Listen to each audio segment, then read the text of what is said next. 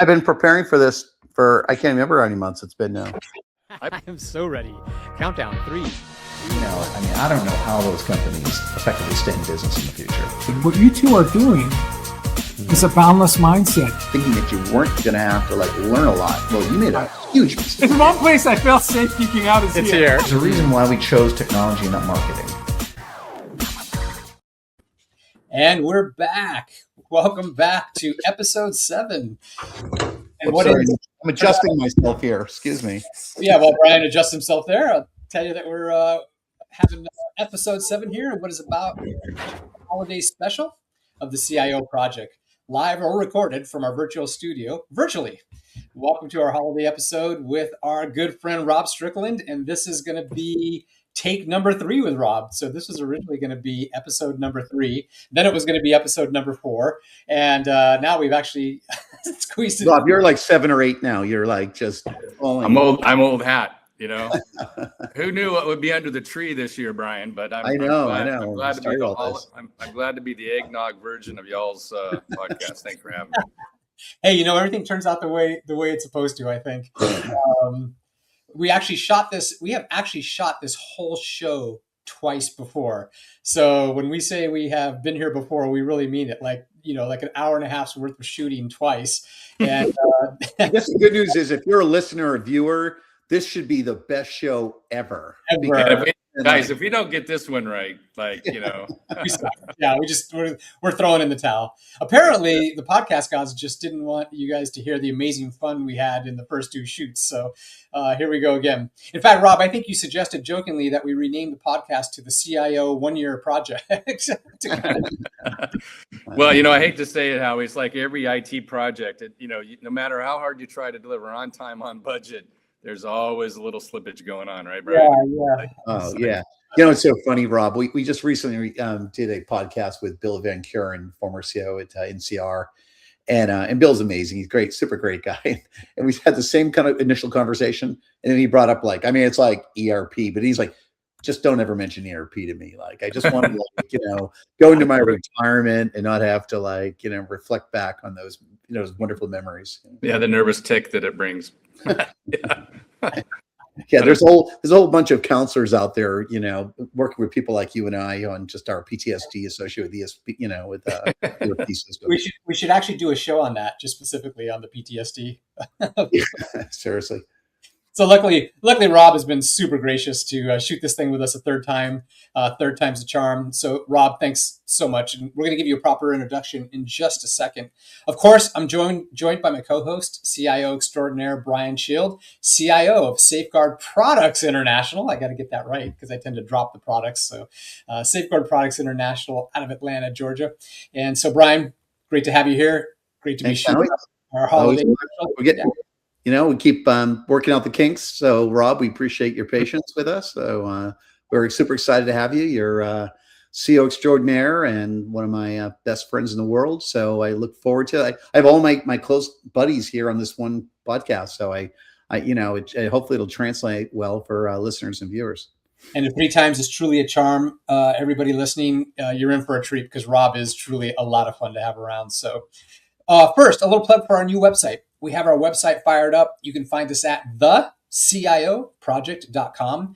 You can watch our released episodes there, learn more about our hosts and guests, and drop us a line with any questions or topics you'd like us to tackle in our upcoming episodes, as well as ideas and suggestions you have for the show.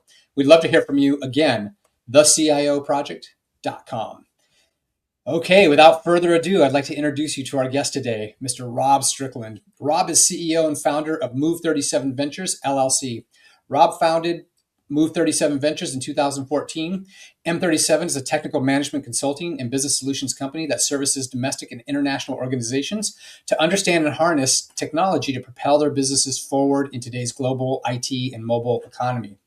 Leading up to this chapter in his life, Rob has been a C-level executive for over 30 years in the high-tech arena, including Apple and Honeywell, in the cable TV industry, including Continental Cablevision and the Weather Channel, in satellite TV and delivery, including Dish Network and Kymet, and wireless carriers, including T-Mobile, Leap Wireless, Cricket, TrueConnect, Cape, Pronto, and Carrier One. Whew. And in addition to providing advisory support for several product companies, Rob is presently serving as interim CIO at InfoVista. All that said, I know him best as Brian's boss, or is it the guy who got Brian hired from the Weather Channel? Rob, welcome to the show again. That's good to be back, like a boomerang or a bad penny. So, thanks for that intro, Howie. Awesome. Yeah, and as you'll learn, during our course of our conversation, Rob is one of the, in my opinion, one of the most elite CIOs and senior level technology and business leaders you're going to come across, and with such a wealth of experience, and for many people who have been, CIOs or technology leaders for many years, you kind of can't always sort of fully appreciate someone who's had a chance to work across such diverse industries, and a lot of it's sort of in the telecommunications sector and media and things, but really broadly associated with so many different companies, and being able to kind of apply his craft. So lots of best practices, lots of lessons learned, I suspect, for Rob in there, and we'll see what we can do to kind of ferret out some of those. Yeah, scar tissue too, Brian. Don't forget the scar tissue, right? Absolutely, we have some shared scar tissue. Yeah, that's for sure. 100%. So, Rob, that's quite a superhuman origin story. I'd like to start with the end, perhaps, and work backwards a bit if we could. Tell us a little bit about 37 Ventures, what you got going on there, and what's happening. Well, thanks for that intro. The company has kind of morphed a little bit. Never planned on really building an empire, but really, back in the day when Brian and I worked together, there was never really anybody across the table that I could work with as a CIO or C-level or the CEO that you could trust, that could come in and without a dog in the fight kind of help you get through what we call today digital transformation. So the company was really kind of born from that idea that there's a need out there, and since exited the Cricket sale to AT&T, I've done probably 8 different interim C-level or CIO, CTIO level, if you will. And that sort of helps you kind of look at what's happening in the market with technology. So M37, we also ingest technology companies that we think our peer group would find useful. So if I find it useful, maybe my peer group would too. And if it's not useful, then why isn't it? So I never really had that canary in a coal mine for me when I was CIO.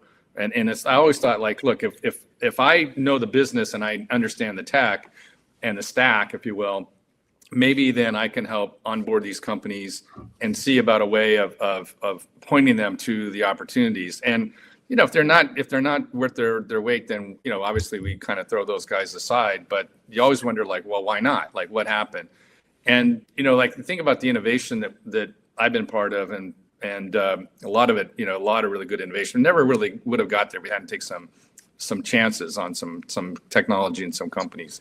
So we're kind of try to M37 try to even that kind of that sine wave out a little bit, flatten it if we can, and offer up a way of looking at technology that advances what's happening in the market. One of the ways that I've stayed current, because you never want to be that guy that I was, the former, right? I'm kind of still, like, just this morning got yelled at by a CFO, one of our client companies, because she's like, what's going to the budget, understand the data, what's happening in AI, and so these are real issues that CIOs face today. So we take that kind of with one foot in and one foot out, and that gives us a perspective that's pretty unique.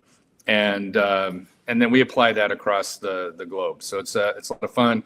Had me in a lot of airplanes over the last year. I think in American, just this last year, I did like 300K just on American Airlines. That's a lot of miles. So when you smell jet fuel, go out and see people, you learn a lot. If you listen, you learn a lot. And we at M37 really tried to take that knowledge, that book of knowledge, and help our peer group. That's awesome. No, that's great. And as Rob pointed out, I mean, I think all of our companies know, it's like, it is very difficult to find people who have the experience and the background to kind of be effective, to kind of help you sort of accelerate your own sort of journey, but without a kind of a dog in the race. I mean, like, there's a vested interest oftentimes. So I think it's great to find people like yourself that can do those things. So I'm curious. So as you're spending time on airplanes and boardrooms and talking about things. What are some, areas? I mean, obviously you mentioned AI. I mean, I think, we can't go any conversation without talking about AI these days. Yeah. What are some of the things that you're seeing that are, that you're excited about? Brian, the more things change, the more they stay the same, right? I'm excited that still that whole fundamentals of IT are still the fundamentals of IT, no matter how hard you try. Like I still find myself sitting and talking to boards of directors and CEOs and saying, but there's no process. There's no change control board, right? Yeah. I mean, like we need a data team. We need an operating committee. And so, I mean, like, and not that these companies have forgotten all that, but it's now you have to put a spin on it that has a different velocity, right? Maybe it's a different context. And the stack is the stack. I mean, the stack of technology you work with. So, in some ways, I'm kind of thinking about this over the past 35 maybe years now and saying, wow, it's not that much different than I rolled into my first CIO job. Things have changed a lot. The tech has gotten sexier and more problematic in many ways, and the bad guys have more tools to come at us than ever before. But it's I would say a little refreshing that I can still walk into an emerging company and have a really high impact pretty quickly by grabbing the practitioners that we know really well and say, hey, you need a butcher, a baker, and a candlestick maker because they're still relevant. So yeah. It is funny you say that, though. Isn't it interesting that, like, it seem when you think back to the early years, especially for all three of us in many ways, the biggest challenge historically was like getting your operational act together with your company, keeping everything, the lights on, and fundamentally making everything work. And there's been so much progress there, even before the cloud, but the cloud just kind of brought it to another level. And it's so now you're right. It is all about professionalism and speed. But the first part of that, the professional part, boy, it is very difficult to go. No two companies are the same, which I think is part of the problem. But it is remarkable because, like companies that I'm with now, and I've had ones I've left recently and others, like we always struggle with these sort of issues around process and people and technology and the blend and how much of any one of those do you need? And, where do we rely on internal resources and external resources? And, it is kind of funny as you go company to company that the mix is continuing to sort of, it might be different ingredients that go into it, but it's still the same fundamental sort of patterns. But it's hard for companies to get it right, because and I think it's getting more difficult in some ways because, like what you said, I think products, technologies like AI have absolutely sort of accelerated, the churn. And as a result of that, and the whole fail fast thing, like years ago, you would never say fail fast. People would look at you like you lost your mind. Like, they'd be like, no, don't fail. Don't fail.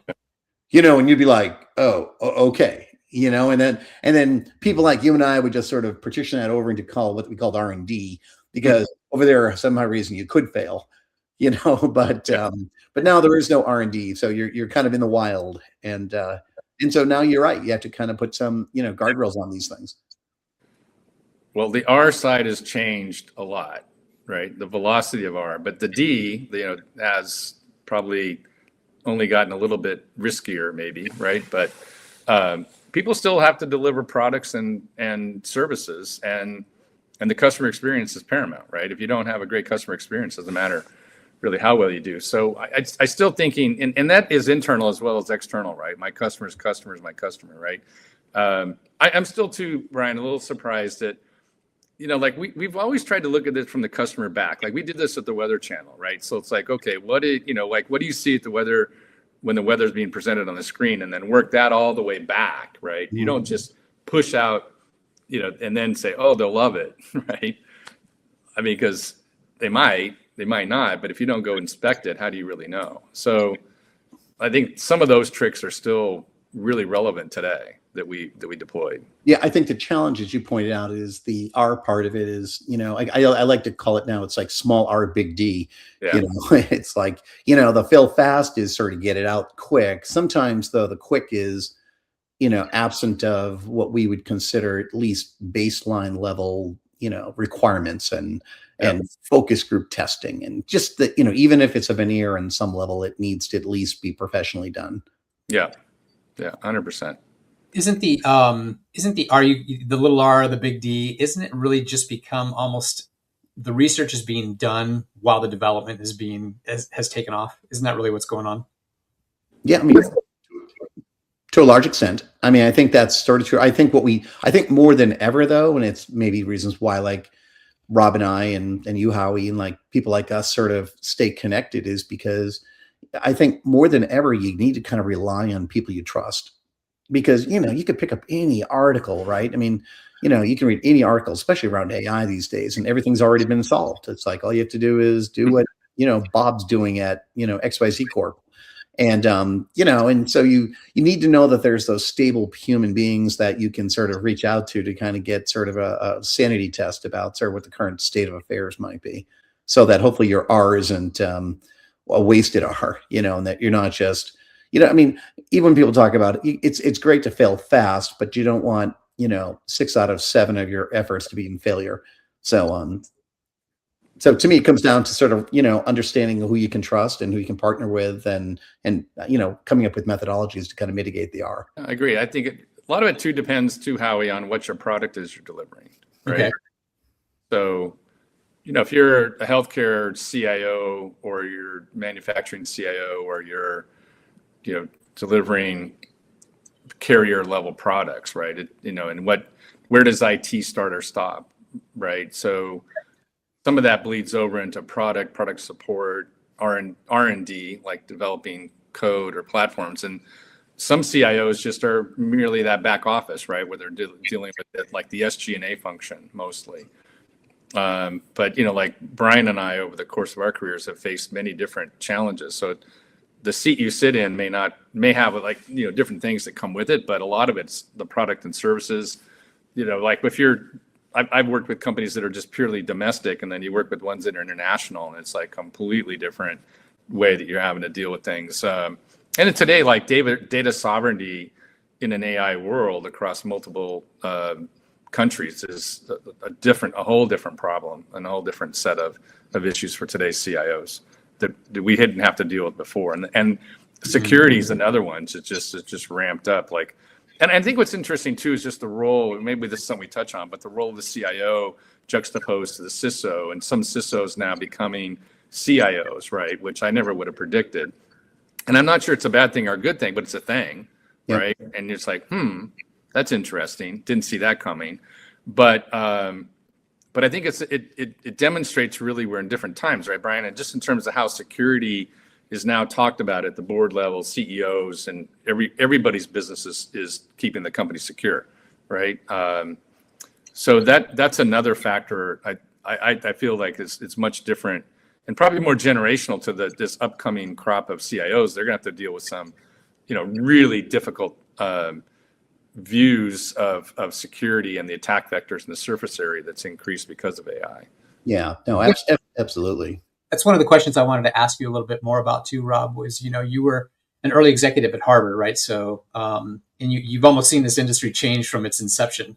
Can you dive into just the changing role of the CIO, just kind of as you've seen it? Yeah, I mean, it's kind of interesting. So, the story goes like I was at Apple for 5 years, and Apple was going through some really difficult times. And just for fun, if you want to Google, like go search the investment Bill Gates made in Apple, and so because Bill saved Apple. But I was right at a really difficult time, so I took my 5-year sabbatical and I left. But at the same time, I was sitting full time at Harvard Business School in a contract with Apple supporting the business school. And when I announced that I was leaving the business school, I said, "Oh, come over as our director of IT," basically becoming the CIO. So I moved from the vendor side of the table and became, the CIO, if you will. And nothing like road rash. I was like barely 29. I had no idea what I was doing.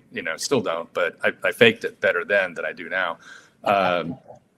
But it was, I was replacing this guy. I'll never forget his name. His name was Dick Hespos, and he came from IBM, and he was just a great guy.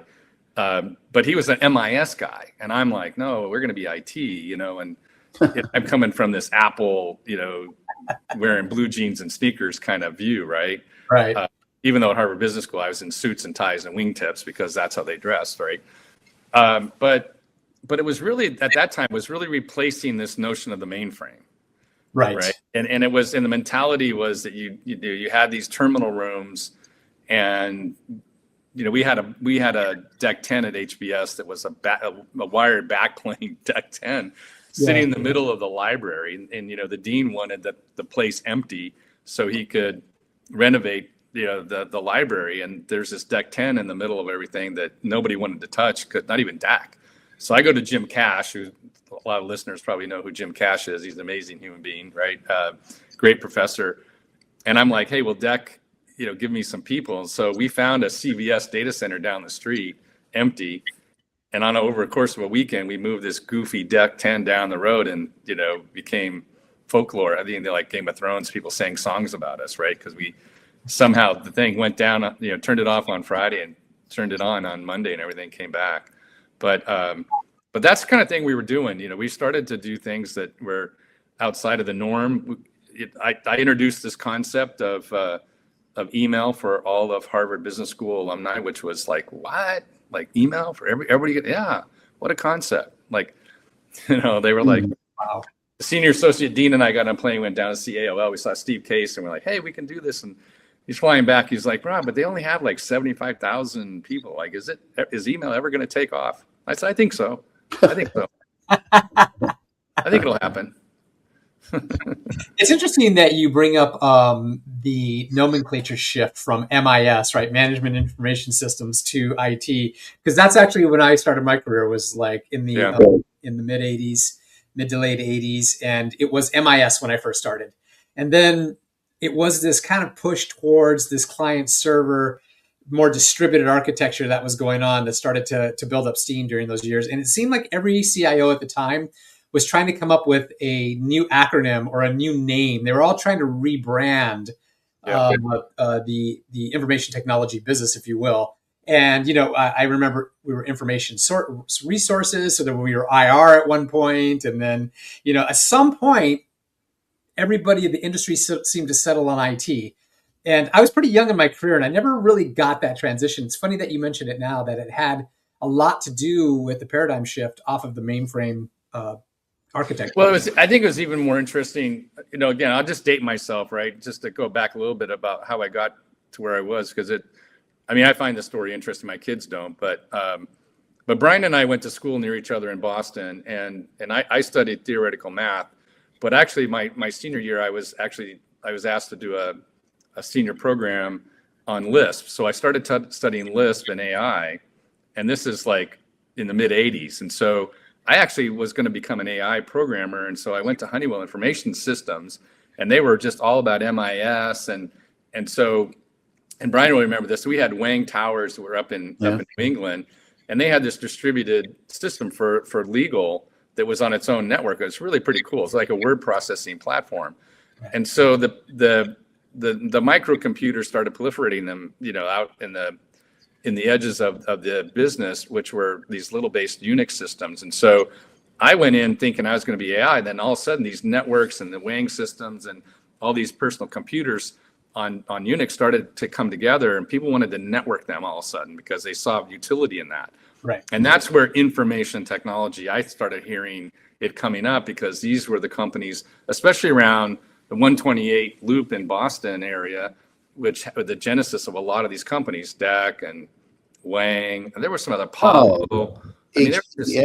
Prime was out there, and Rose, and then Honeywell. All of these companies. It was really kind of pre-Silicon Valley in many ways. Yes, it was really kind of the epicenter when Rob and I were in college and doing internships and things. I used to tell people, like, I worked at every one of those companies, from like Prime to Wang to DEC to Nixdorf to EMC graphics to all these. And I think I said something. I was telling someone one time, I think I've closed more companies than Unix did.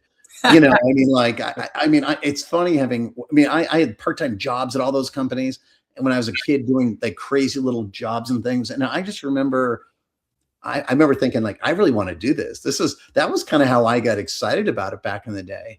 And I went to one of it really early on, working at Wang Labs of all places. And it was right when, PCs were coming out. And my first job, I worked with a a Mac, wasn't a Mac, sorry, Apple II. And I brought my Apple II to Wang. And I remember people be like, why are you using that? Just use the Wang, Right. you know, VS 100 or whatever it was. And I'm like, well, I like it better. And I remember that, and then laptops came out, or not laptops, but computers came out. And then everyone's like, yeah, it'll never really work out. And I remember thinking like, this isn't good. And then I remember I wound up leaving, and Wang wound up, that was add another one to the list. They wound up, they were a remarkable company. In many ways, they were a little bit like Google, by the way, pre-Google. Yeah. They were, as someone who did a lot of development back then and kind of worked with their networking groups and R&D team too, they would get upset with you if you spent 100% of your time just in work and didn't focus some stuff on, innovative technology. Yeah. Isn't that something? No, I mean, like, you're like, oh my Lord, like, I wish those guys would make a comeback in some ways, because, but it was a remarkable place that just, like every other company, Sun Microsystems and everybody else, they held the problem is they became box selling companies. And once the box transformed to a laptop or something else type of thing, they couldn't pivot, they couldn't. Or when Unix came out, we worked on different software that could have been moved to Unix environments, but it sold more Wang servers at the time, so you never know, it's all folklore now at some point, but there are lots of lessons learned there, I think. And I think I think, Rob, in what I was asking you, I think might be interesting for people listening, is just, how do you make those pivots when, you're kind of working in a company that's doing one thing and suddenly there's this shift, in the industry, and maybe your company isn't, as flexible or as open-minded and things. I mean, how do you sort of, either, convey that information to your company, or what have you done in your career to kind of address it? Yeah, it's really good. I think I hope you guys can see me. I think we're having a little bandwidth issues here. That's one of the problems with our job, right? We got to keep these networks running at 5.9. And actually, from my side, you've been pretty clean, so that's good. That's good. Okay, well, just checking. Okay. Well, look, I would say, Brian, your career as a CIO means you're always learning. If you're not a lifelong learner, then you probably picked the wrong profession. And so it's one of the reasons why I keep doing what I'm doing now and do these interim roles, because it still keeps you fresh, right? Because the technology moves like agentic AI didn't exist a year ago, but now here we are, right? And then you can still apply the old, maybe what we'd call like some of those old school capabilities or processes, right? That we've honed over time. But I just see a lot of the smart, capable, and successful CIOs that I've met are just lifelong learners, and they're just constantly out learning and presenting and having people like me. They're saying, hey, take a look at this. I think there's great utility or the interest in this. Take a look. And if you've double clicked on it a little bit and scratched it and it still survives some of that scrutiny, then it should be something of interest. And let's face it, there's a lot of crap out there that as CIOs, and nobody wants to take a flyer on an emerging technology, but sometimes you do. Sometimes you take a look at something and you're like, oh my God, like I had no idea, right? And we're always looking around the corner. So that's the part about the job that I've always liked is, and the CIOs that you and I know that are really successful are the ones that just keep learning and they keep applying, and they're a little bit of risk takers too. Yeah. The ones that sort of sit by and let the world roll over them, they're gonna be fine. They're gonna be blocker and tackle. That's fine. There's a role for that. But not every CIO is going to be looking around the corner and see what's next. And some businesses require that for sure. It's funny you say that. Oh, I'm sorry, Howie, I didn't interrupt you. Sorry, Brian. Is that what you mean by taking a flyer on a new technology? Is taking risk? Yeah. I think just maybe said a little bit differently, because I'm a huge believer in everything Rob just said. Is I look at it like it's a portfolio. You have a budget, and it's like your portfolio and how you invest. And it's like, you don't put every single thing in the most speculative investment or you're an idiot. Like, there might be a big win, but 99 out of 100 times it's a big loss, type of thing. So, but to me, it's like you park some funds, that can be used to sort of experiment, because R&D is no longer highly visible in some ways. Yeah. I feel like you have to sometimes have a bit of I'll call it a portfolio strategy relative to how you manage risk. And like Rob, that's kind of what I try to do. And I don't put it all. And sometimes it's like, boy, this would be really amazing if it worked. To say this agentic thing. Yeah. Here's a company. Let's find a company. Let's allocate a couple tens of thousands of dollars. Come back to me if you can prove it worked. It's like, so you're making these behind the scenes bet that have almost no impact on your company adversely, and yet if they're successful, they're successful. But there's a little bit of like no harm, no foul. But I think one thing Rob said, I think is almost like disappearing in some ways, which is the notion that you don't have to take risk in some ways. Like, I know Rob didn't mean no risk, but there are a lot of CIOs that are just really risk averse, incredibly risk averse. And I think the problem is now is that the pace of change is so fast that if you're completely risk averse, you're just going to be looked as like, that guy Jim, he's a competent CIO. He keeps the engine running and everything. Let's put him in some position where he can just keep the engine running, and then we'll have all the new people focus on all the advanced things, how we're going to grow the top line, how we're going to innovate, how we're going to do new things. And I think that's sadly what happens to a lot of CIOs that find themselves, in a model where they're not, flexible, in terms of how they sort of adapt. Yeah, an extreme of that, you don't want to be viewed as the tinkerer, right? That you just never get anything done because you're constantly, chasing the new shiny object, right? So, at the end of the day, the plan of record, right? What the commits are for the business, right? The CIOs just really have to evolve to become part of that business function, right? And I think, Howie, that's where the MIS world changed. I think that what changed a lot is like that proverbial seat at the table, right? Getting the part where you learn more about the business. I spent way too much early time in my career in the tech side, but the jobs that I was after, the jobs I were put in were more around like push the tech, not be part of the business.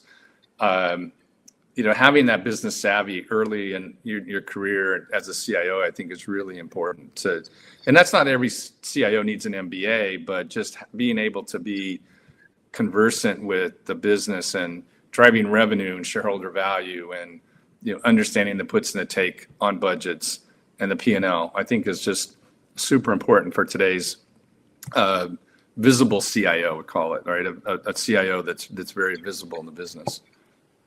Yeah, it's interesting. We were talking with a couple different podcast guests, most recently Bill Van Buren, formerly with NCR, about the same thing, Rob, which is, like we're asking him all these, questions about like, how do you stay current and, with changing tech and things like that. And anyways, it was, it's fascinating as the more things go around, things come back to, the same general challenges of, you got to be a dynamic CIO to be able to continue to succeed. Yeah. Yeah. The relationships you have with your peer group too, that's really important. Like, right. So you've got to be able to really understand, your community, your peer community. It's interesting. You guys, I want to kind of take us back to the evolution. So, we go from MIS to IS to IR to IT, right? And we're screaming through the 90s into the 2000s. And you mentioned, Rob, the CISO role and its relationship to the CIO role.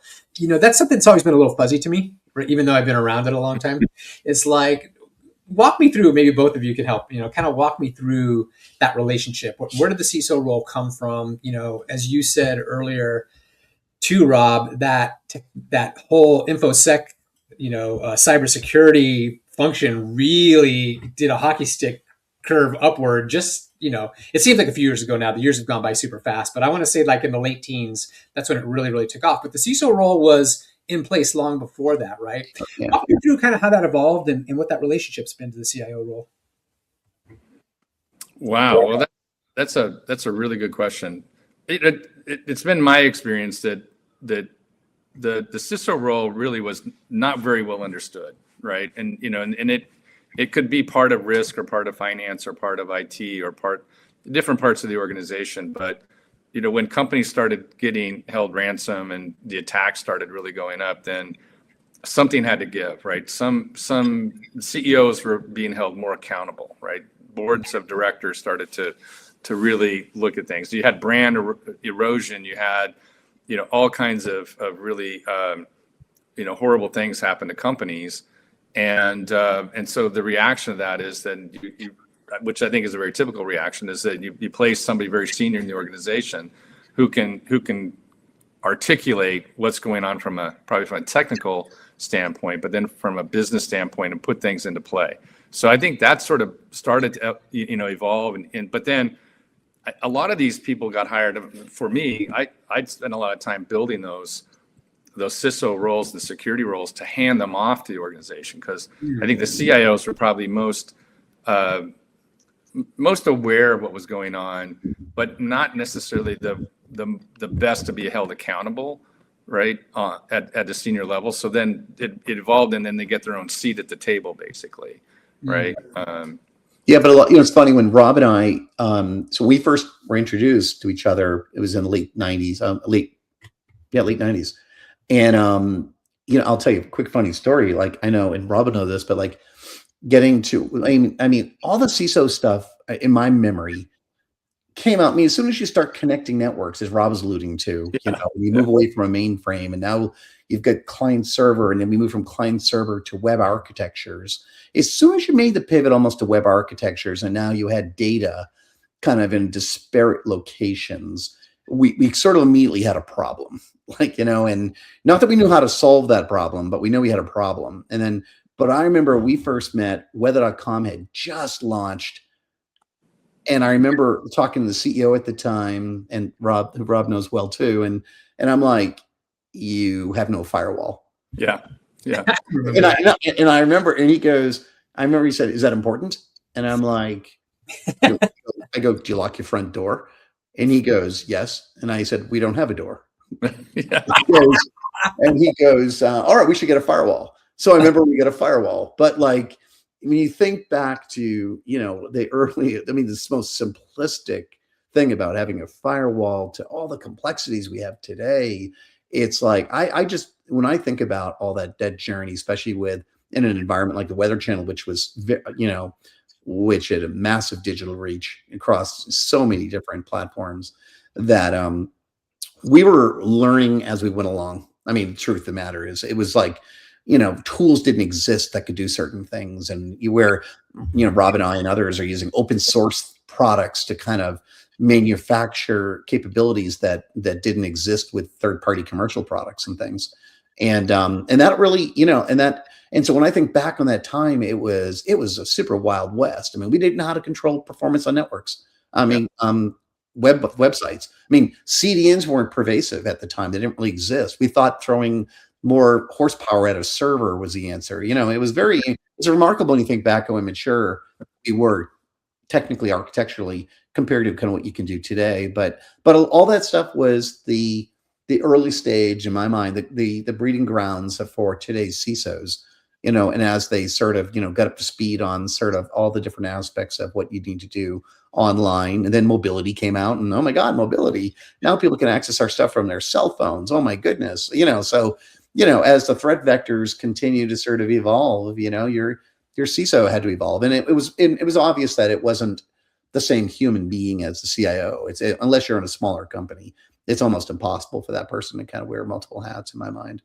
But yeah, the more interesting thing, I think, though, Howie, was like trying to fight for budget on security, right? It's like, it was just like, it was impossible, right? And then as soon as you get a breach, you'd see your budget just, go, or not even a breach, but some scare, right? Some hiccup, yeah. Yeah. Some sort of scare, right? It could have been an industry scare. Yeah. But I even think the same thing's sort of true with the data scientists. We went through this whole thing with like data scientists, and then with DBAs when we started doing all this massive data warehousing, right? And then the infrastructure teams around building cloud and hybrid and being able to kind of understand that. So, but we've gone through, there's been just a lot of incredible, during my career, just a lot of transitions, right? I think about it like, we didn't really have network computers or other than Wang and color computers until like the late 80s, and then all of a sudden things started really taking off. And here we are now. And interesting enough, I think again, the more things change, the more they stay the same. I mean, here I am graduating college in 1984, and I think I'm going to be an AI developer, working in GC Lisp and Ops 5, writing a configurator for Honeywell and then Stratus, and then then I show up at Apple, and Apple doesn't, Apple's I got my stock printed on a piece of paper and it said Apple II forever. I mean, come on, really? So it's it's just been a great ride. And and unfortunately it's not over yet. Like it's just like see the stuff that's happening today. It's just phenomenal. And I say that after being like, again, it's sort of the fun parts for me in my career, like at Continental Cablevision, we introduced the first cable modem, and we deployed that out of New England. I was on the team at T-Mobile and worked with Andy Rubin, and we launched the first Android phone. So it's been fun being on the forefront of these technologies. But if you had told me then, oh yeah, it's going to take off, Android's going to be like this, or cable modems, I was nah, it's going to be great, but yeah, Brian's story about the Weather Channel with weather.com way back when, because that's right about the time that I met you, just a little bit after that. But like, I remember weather.com at the time was the 7th or so, if I remember correctly, most trafficked websites in the world at that time, right? And so when you hear these stories, you just think like this was like the wild, wild west of internet and web traffic and that kind of a thing. I got to tell a quick story. I'll brag on Brian for a minute, right? So by the way, when he interviewed at a McDonald's right in Maynard, Mass, right on the shadow of DEC. Yeah. And we were at this company called Sea Change, and we were looking at this next generation technology. And so Brian and I met over a cheeseburger at McDonald's, and we were fast friends forever since then, right? But the Weather Channel, the weather data comes in. It's all free data, right? It comes from NOAA, it comes from all over the world, right? So how do you differentiate? Well, you have to differentiate on forecasting. So I had this guy that worked on my team at Harvard. His name is Bruce Rose. And Bruce leaves I'm going to cable. And I keep trying to recruit Bruce to come work with me. He's like, no, I'm going to become a meteorologist PhD. I'm like, whatever, so he goes and he gets his PhD and I think he did like lake effect snow was his doctorate on something like that. Right. He's super smart. So landed the Weather Channel. I'm at Landmark, the parent company. I call him and say, Bruce, I got a job for it. And he starts lecturing me. I'm a PhD meteorologist guy now. I only work on weather. I said, oh, so you don't want to be like head of technology for the Weather Channel? Then I go, okay, goodbye. He's like, whoa, wait. So, but what he did with Brian is they basically invented weather forecasting like 1 meter over the ground, like anywhere in the world, using UCAR and this national high computing center I think it's in Boulder, right? Yeah, Boulder. But, this is where I talk about taking a flyer, next generation technology. So the Weather Channel really differentiated itself because of data, and because, Brian and his team took data science and technology and math, if you will, and extended it way beyond what anybody ever dreamed of. And on top of that, they came up with these really cool ways of deploying the weather out into these cable head ends that gave the perception that you were getting your local forecast on the 8s. But every weather star actually was ingesting everything. It just basically played the local. So we came up with some really innovative things, and then Brian and his team just crushed it. I mean, just absolutely crushed it. But that's really what's really cool about what we do, and that gets back to the R and the D side of that, right? So that's what I love about the CIO job, is that you can, Brian's team is inventing weather.com at the same time they're revolutionizing weather forecasting around the world. Just phenomenal. Yeah.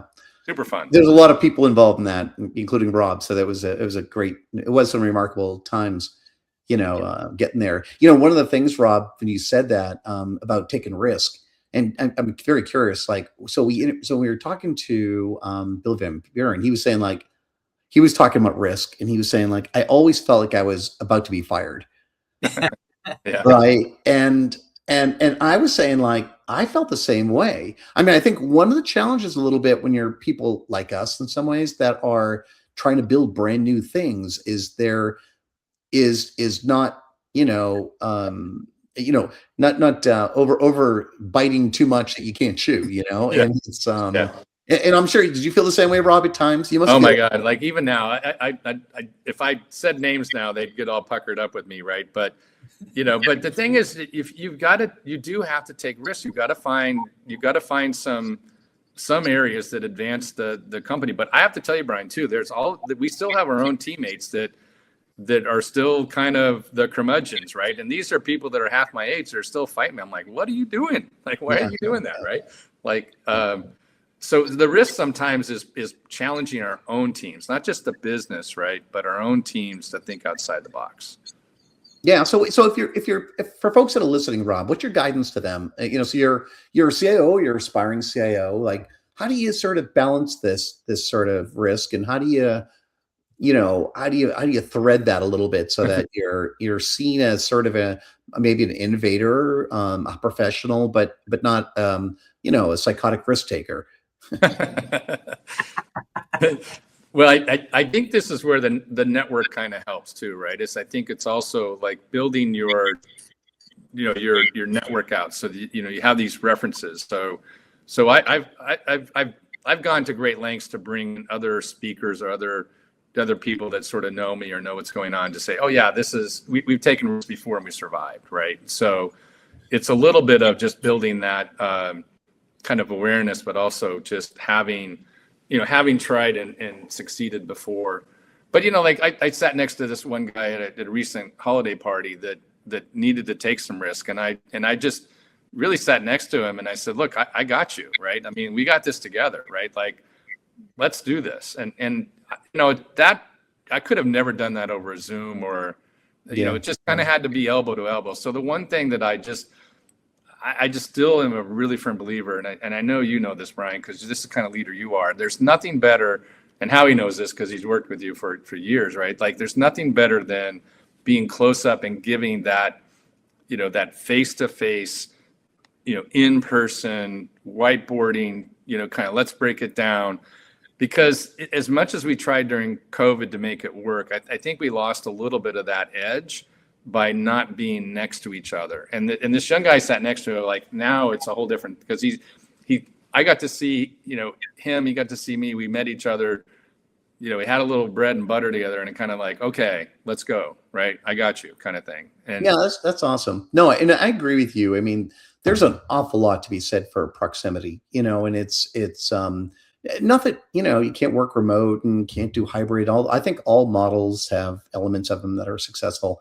But if you're trying to really if you're trying to innovate and do strategy, yeah, those two things, like trying to do those things completely remote, I think is not nearly as good as when you're together. I mean, it's like there's a certain thing about chemistry when you're next to one another and you're sitting in front of a whiteboard and you're just spontaneously sort of reacting to what the other person is putting out and stuff. It just, I've yet to find anything even remotely close to that in sort of, online environment. But it's a really good question. KTLO, I would say, is different, right? Like what we do to kind of maintain the business and the projects that I'd say are normally in our queue.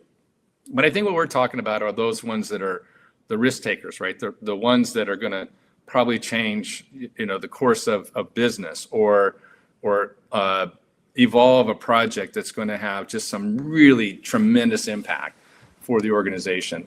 I just kind of feel like when we're together and we work side by side, we just make so much more ground. Yeah. One of the greatest truisms in life is proximity is power. No doubt. No doubt. To your earlier, Rob, to your earlier comment, like the more things change, the more they stay the same. How much of the Wild West of your, i.e. the weather.com days, do you see in the AI rush today? Like, how are they similar and how are they different?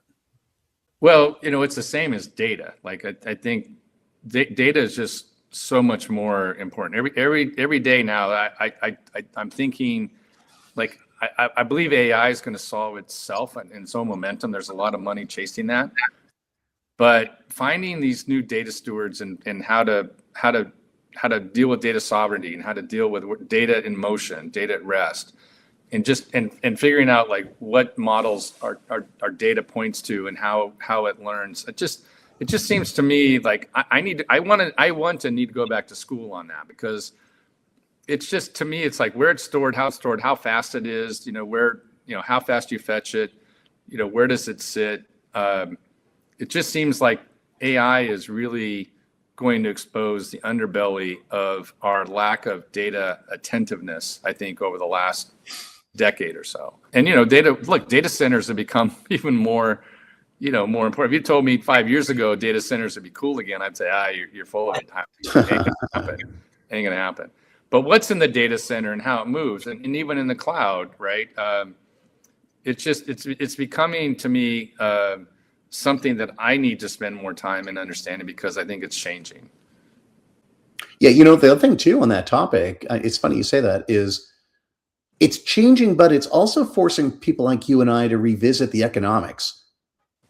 Oh, you know what I mean? Like, 100%. As we've transitioned, if you will, and we've kind of, the cloud becomes available, and then you get some CIOs who are like, oh my God, 100% the cloud. And then, next thing you know, the bills start coming in, the CFO starts visiting them more frequently, and we transition from CapEx to OpEx and stuff. It's not nearly as obvious as it is, as people think it is. Like the throw it in the cloud model made a lot of sense when you were getting out of your internal data centers, and you were perhaps you could reduce your staffing in certain cases, or some of the operational dependencies, or you could turn things up, programmatically and whatnot. And all those things are great.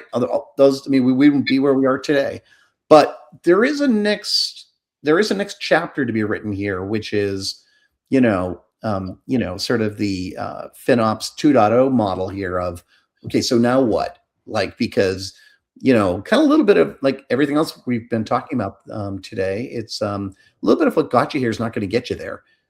And unless you're just willing to pay unlimited amounts of money for everything. And I think companies are beginning to realize, if you look at, I'm slight tangent, but if you look at just the rising cost of software in general, it is, out of control in many ways.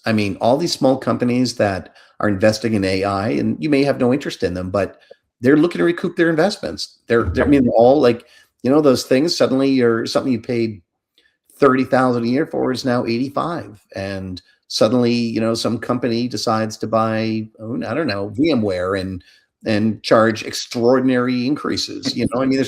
There's a million things out there that are just somewhat outside the control of your CIO. Not that you don't have some options, but they're limited. And it's really kind of forcing a CIO, I think, in my mind, to become even closer friends with a CFO, because scrutinizing your spends, and I'm sorry for a little pivot there, scrutinizing your spends is now going to become another new part-time job for the CIO. And not that it hasn't always been there, but I think it's going to get a lot more attention than it used to. Yeah, and I think the blend between CapEx and OpEx changes yet again, right? In terms of how CFOs look at that, from free cash flow to amortizing, investments over whatever years their gap, how they want to run gap. But yeah, I think this is, again, an evolutionary. But again, how it goes back to, like, these are tricks that we've done before. Mm-hmm. What we're trying to do is say, okay, well, what's different now? Is there something from the run book or the playbook we can reuse with a few little tricks, right? Because you know what's coming, but you still have to, there's still the audible, right? You still kind of, okay, what do you do and how do you do it different? If we did a rapid fire Q&A, and I said, okay, internet, the internet website days, the early days, like weather.com, the weather.com days, that's on this end of the spectrum. And now the AI sort of rush, I'll call it race or rush today. Mm-hmm. If I just did a rapid fire and I said, okay, just 3 things, what's similar? The money being chased, money being spent. Okay. Teams being totally, recast, right? And the number of vendors that you come and look at, that you're going to say same, less, different, just so interesting. All sitting on this platform of uncertainty. Yeah. We're like, and it's because I think, to Rob's point, all those are very true. But we live in this world where, like, none of those are obvious. Yeah. Like, it's only obvious, like, sometimes a year or 2 or 3 or 4 down the road, where people are like, oh yeah, it was, of course, Rob, you decided to go with that product, not this one. But you're like, You know, Obviously, hindsight. at the time, these are like life altering moments that you're making. You know, these decisions. So Brian, same question. What could you add to that list that Rob started? So what's similar between the two? Well, I think what's most similar is pace of change. You know, I'm not the exact same pace of change, but the fact that we're now at another inflection point, right? The slope of the curve has just steepened. You know what I mean? And I mean, or I maybe say like the benefit of the technology is now kind of is growing at a hockey stick rate, and so now you're playing catch up. You know, and I think the other thing that's changed too, is it's forcing CIOs and others to re-examine sort of their infrastructure. I mean, can I scale? How do I scale in this kind of environment? Like, you know, I mean, I'll give you a quick, really simple example. Like, I remember back in the day about, Rob made the comment before about email. I remember back in the day putting browsers on laptops and people being like, why do we need browsers on laptops? And I'm like, so they can get access to information. Well, what kind of information? And it just turned into this like, and finally, you know, we did that, and then everyone rolled it out. And of course, now everyone looks at it like you're an idiot if you didn't have a browser, right? I mean, it's obviously going to be the same thing. The challenge now is that if you give somebody, you know, OpenAI or ChatGPT or, you know, any other number of products, you know, if the ill-informed person will use it like a slightly more sophisticated browser. And so the challenge for all of us is to, you know, make sure that when we give people all these different tools in a tool belt, that they're not using the hammer like a saw, you know, type of thing. So, and we're early. I think both of them had that in common too, which is, you know, people wrote a lot of the very first web applications looked like mainframe applications on the web. Yeah, I did. Let me flip the coin. So, similar question, opposite side. What's different? What's different today than then? I think I've never experienced anything where where a technology could generate content. Like, you know, its own content. You know what I mean? Like, everything before was all about like access to, you know, faster access to data, faster access to information and how you display it and other sort of things. Now all of a sudden it's like we've created creation engines. And so that's where I think there's so much uncertainty. Well, and I think in a very positive way. There are some risks, obviously, but in a very positive way, like what does that curve look like? Like, who knows? I mean, who knows that Rob could have become an artist? Like, because now he can sort of share some thoughts about what he likes on a canvas, and suddenly something else can build it for him. Or who knows that, you know, Rob was a poet or all these other things, right? And so I mean, I think it's the fact that that scientists have evolved to the point where we can now sort of have creation engines, I think is utterly transformational and unpredictable in terms of like what the upside of that can be. And some would say, if they were listening, some of the downside to that. And so there's always a yin to the yang here a little bit. You know, I go back, Howie, to like in the 80s when I tried to do AI, you know, the compute store wasn't there. So what's different is now the compute store on your phone is greater than that Deck 10 I moved down the street at HBS, right? The amount of money chasing this new tech is just staggering. So that's completely different. I think there was a lot of money then, but there's a lot of money now. I think also just this multimodal platforms that we're on now that we've invented and gotten to be now, you know, just ubiquitous, and the connectivity. Again, these are areas I've been, you know, part of my whole career, you know, building the networks and building the devices and deploying. It just what's different now is that we're hyper connected together, and that hyper connected togetherness, if you will. Back to Brian's point, the curve that we can get on is just a curve that has such a steep climb. I think because of we have the foundational pieces, you know, available and connected. And the downside, that is the bad guys and that other world is out there too, right? So we've opened the door. We have a back door that we also have to check and lock, right, all the time too. Yeah. And so, so in some ways, we just made this massive network of hyper connected, always on, and not unlimited storage or capabilities, but now we have satellite connectivity, we have terrestrial connectivity, we have wireless connectivity.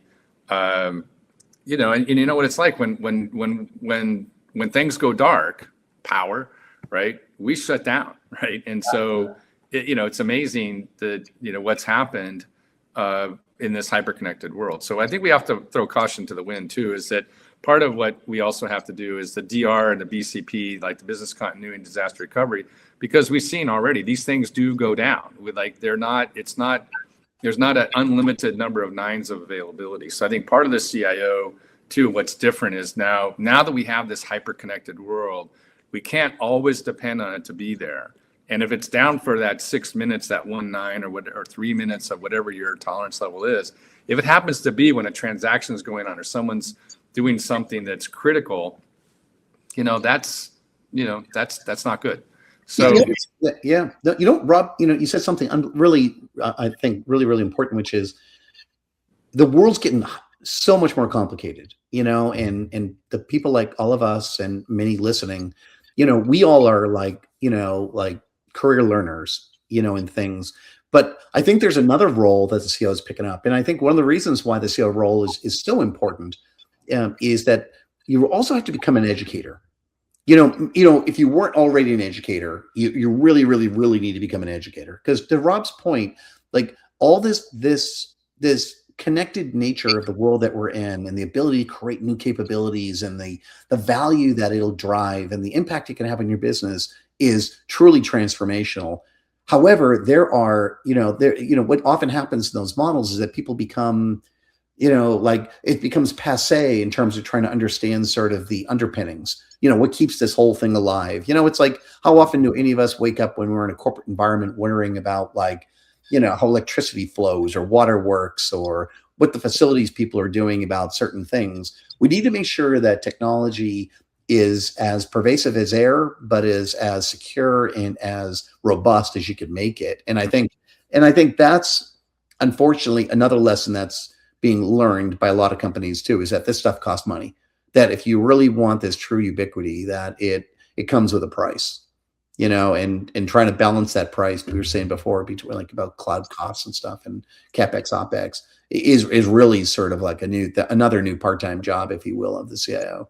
It almost sounds, Brian, like you just came out of a budget cycle. every CIO is consistently and always in a budget cycle. Yeah, that's funny. How you doing for time, Rob? I've got about 15 more minutes. Okay, a couple things. I want to touch on a couple things. So, changing gears completely, you're on the board of several companies. Can you talk a little bit about the CIO's role and maybe give some guidance around interacting with boards of directors in your company? From your experience? Yeah, it's a good question, but I think Brian touched on it, you know, already. It's just that it's the confidence of the connectivity and the risk and the management, right? And let's call it the plan of record for the company, right? So, you know, what the company says it's going to go do for a fiscal year, the CIO really has to make sure that everything that CIO is doing is in support of that.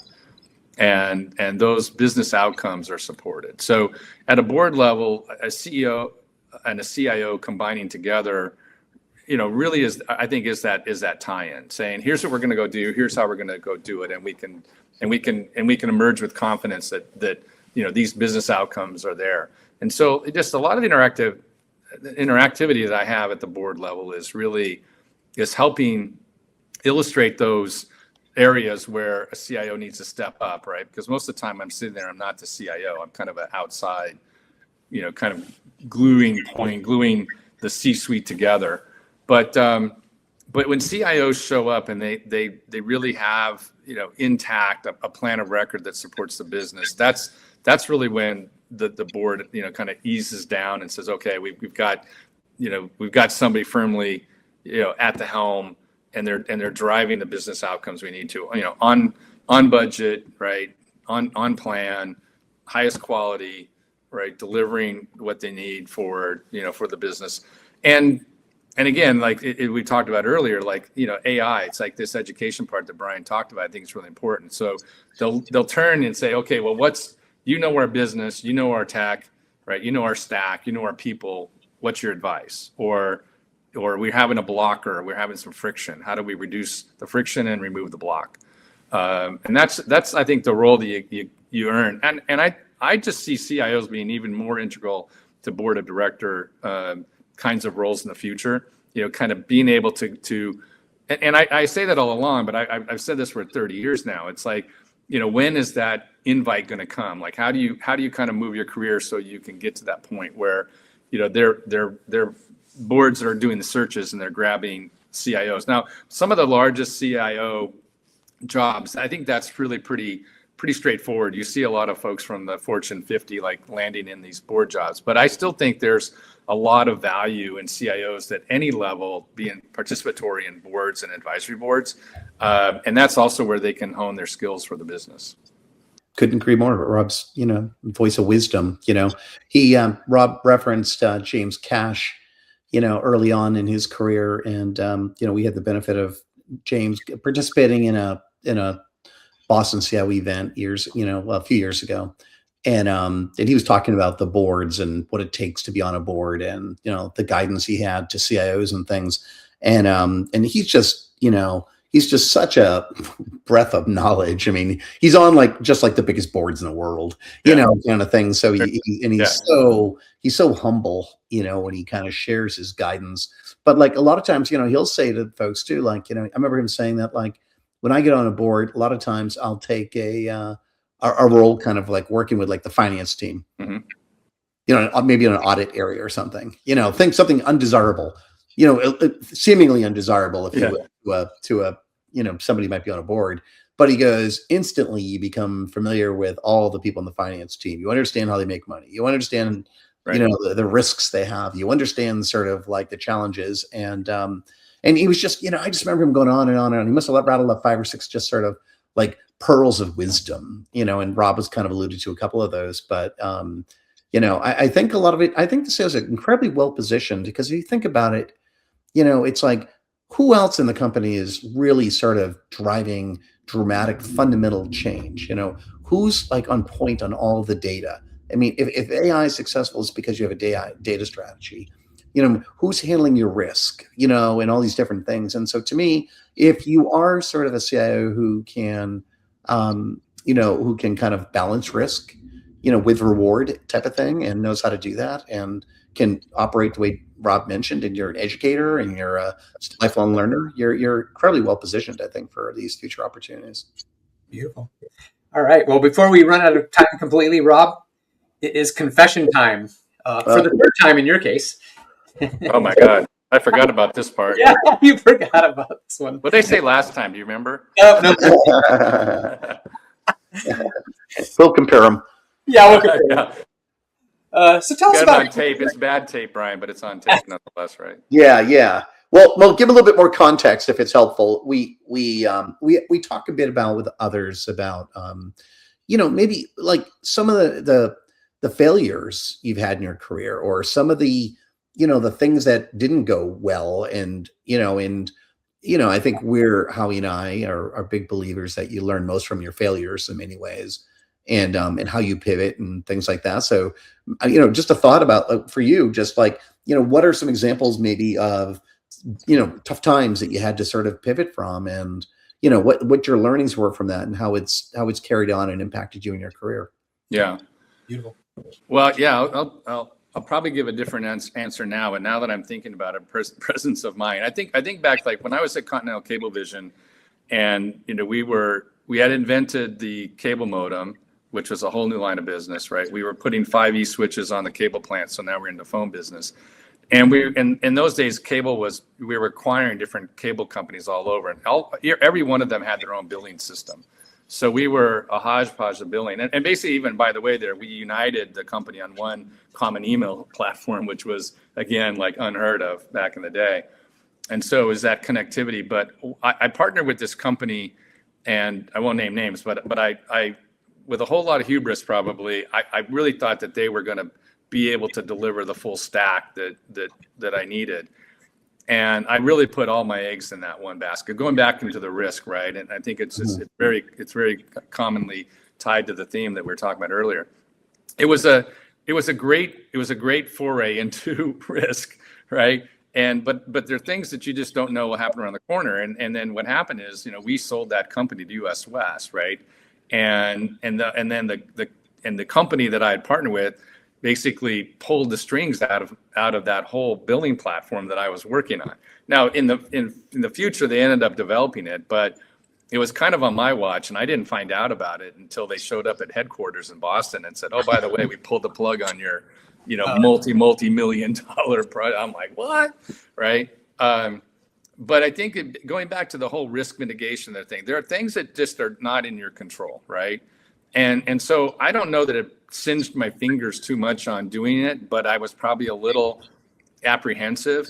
But it didn't take long, because after that I showed up at Landmark Communications, and then I started working with Brian at the Weather Channel, and then I was right back at taking risk, right? So I'd sort of say, if I had to do it again, I would just make sure that I probably had a little bit more, plan B-ish, and kind of thinking about, okay, how do you mitigate the risk, right? Take the risk, but mitigate. I think later on, unbeknownst to me, I kind of learned from that. And so we spread a little bit more, I think, of our risk around a little bit. And Brian, remember, like, we had these weather stars that were on this, what was that platform that they were on initially? I guess it was it's a deck. That was a deck, but then I think it moved to like Silicon Graphics. Was SGI, yeah. SGI, right? Yeah. And of course, SGI is going to be around forever. Well, if you go to SGI now, it's actually a Google building in the middle of Silicon Valley. But I think it was. I mean, really, I got frosted, and I got in a lot of trouble with the executive management, because I basically had spent tens of millions of dollars on this platform, and it just was. But later on, the company did bring it to market, so I felt later on vindicated, because when I moved to kind of out of that second retirement and went back in, I became their largest customer. So I grabbed them by the throat, and boy, I never let them go either. So the other lesson learned is be careful, because in our business, you may think you're seeing people for the last time, but it's not the last time. There's likely to be a next time, and they may show up somewhere else. So my big advice on this is just be careful, because you may not think you're going to see people again, but you might, and it might even be better the next go around. And it was, and we ended up changing the world again. Yeah. But I was puckered up for a while there, Howie, on that one. It's funny. It's great feedback, Rob. And I think if there's one takeaway from maybe today's, episode, if you will, a lot of it's around, if someone's listening, a lot of it's around risk mitigation, right? And a lot of it, any successful CIO, or technology leader, you've got to sort of have your plan B. You've got to sort of educate. You've got to make portfolio investments in terms of your risk profile. You've got to understand the small R and the big D, and whether it's I think it's applying to AI, or it's applying to just the fundamentals of running a good technology practice. Risk is always there, and it's always. And there's no one more responsible for that than the CIO, to make sure that it's done in a kind of a balanced fashion, because we're the only ones dealing with it on a day in, day out basis. But I love that story, Rob. But it is great, because it's like we all learn from these things. If you survive them, it all sounds good when there's a successful ending.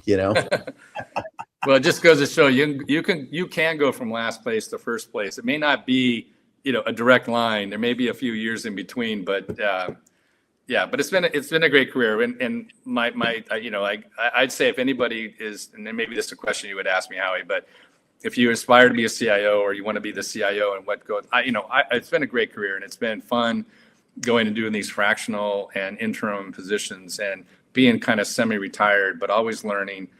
It's a great job. It's sometimes it's the worst job. Like over the holidays coming up, I'm on 7x24, right? Right. And I have one ear to the phone all the time. My family knows it. That's the dedication that we make in this job. It's been a great career, and I love seeing involvement. I love to see the new talent coming in and just grabbing it and going for it. So But thanks for having me today. Y'all been You got it. How and thanks for being here so much. How can people get a hold of you guys? Well, you can find me up on LinkedIn. I'm happy to connect up with me on LinkedIn, and I'm happy to be available to anybody if they want to chat, expand the network, learn every day. All right, Rob Strickland, M37. I just want to leave you with these final words here today. Quote from Maya Angelou: "In order to be a mentor and an effective one must care. You must care about the person, their growth, and their journey." And we're out. All right, guys. Great job, guys.